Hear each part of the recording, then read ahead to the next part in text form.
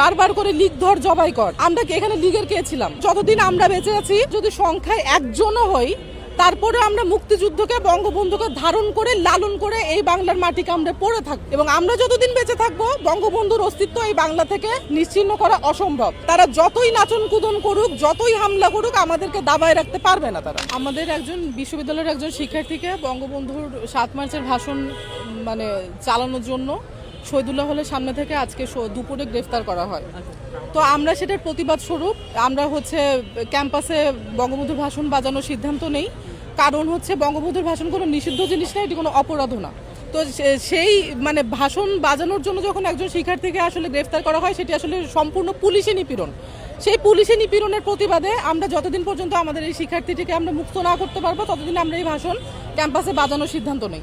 এবং যখন আমরা এখানে বাজানো শুরু করি, আমরা কোনো ব্যক্তিগত বক্তব্য, মতামত কিচ্ছু দেইনি। আমরা শুধুমাত্র ভাষণটি বাজিয়েছি।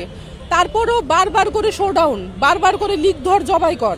আমরা এখানে লিগের কে ছিলাম? তারপরে এই যে অতর্কিত হামলা করে ব্যাটারি ছিনিয়ে নেওয়া যাওয়া হয়েছে, মাইক নিয়ে যাওয়ার চেষ্টা করা হয়েছিল, আমরা বাধা দিয়েছি। এবং আমি একজন নারী, আপনারা দেখেছেন গত 1.5 বছরের নারীদের কি নারী বিদ্বেষী আচরণ তারা করেছে, কিভাবে নারীদের উপর তারা নানান রকম নির্যাতন নিপীড়ন করেছে। আমাকে বাঁচাতে যে আমার সহযোদ্ধারা আহত হয়েছে। তো এই যে যারা নারী বিদ্বেষী, তাদের চরিত্র আমরা 71-এও দেখেছি, আমরা বর্তমানেও দেখছি। এবং কারা আসলে স্বাধীনতার বিরোধিতা করে, কারা বঙ্গবন্ধুর অস্তিত্বকে ভয় পায়, সেটিও আমাদের কাছে দিনের আলোর মতো স্পষ্ট। আমি তাদেরকে বলে দিতে চাই স্পষ্ট করে যে যতদিন আমরা বেঁচে আছি, আমরা কেউ না কেউ আমরা বঙ্গবন্ধুর অস্তিত্ব এবং মুক্তিযুদ্ধকে আমরা ধারণ করব, লালন করব। এবং আমরা যতদিন বেঁচে থাকবো, কোনোভাবে মুক্তিযুদ্ধকে বাংলাদেশ থেকে নিশ্চিহ্ন করা যাবে। কোনো সংগঠনের পক্ষ থেকে আসেনি, আমরা সব প্রণোদিত হয়ে এসেছি।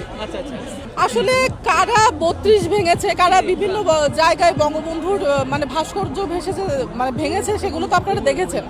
তো সেই ক্ষেত্রে আসলে এই কাজগুলো কারা করছে কিংবা কোন মতাদর্শের মানুষজন করছে, সেটি আসলে দিনের আলোর মতো পরিষ্কার, এটি নিয়ে বলার কিছু নেই। আমরা এখানে অবস্থান করছি এবং আমরা বলেছি, আমরা সেই সিদ্ধান্তে অটল আছি যে আমাদের শিক্ষার্থী মুক্ত না হওয়া পর্যন্ত আমরা বঙ্গবন্ধুর ভাষণ বাজাবো, প্রত্যেকদিন বাজাবো। এখন পর্যন্ত আমরা জানি একজনকে আটক করা হয়েছে এবং আমরা তার মুক্তির দাবিতে আসলে এই অবস্থানটি করছি। আমি একা নেই, আমার সাথে আরো বাকিরা আছেন।